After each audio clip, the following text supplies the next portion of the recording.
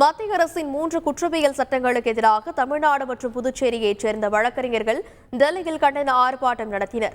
வழக்கறிஞர்களுக்கு ஆதரவு தெரிவித்து விடுதலை சிறுத்தைகள் கட்சியின் தலைவர் திருமாவளவன் போராட்டத்தில் கலந்து கொண்டார்.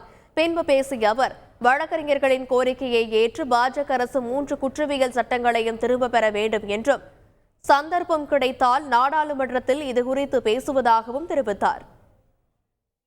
ஊப்பா போன்ற சட்டத்திற்கு இணையாக இன்றைக்கு ஐபிசியை கொண்டு வந்திருக்கிறார்கள்.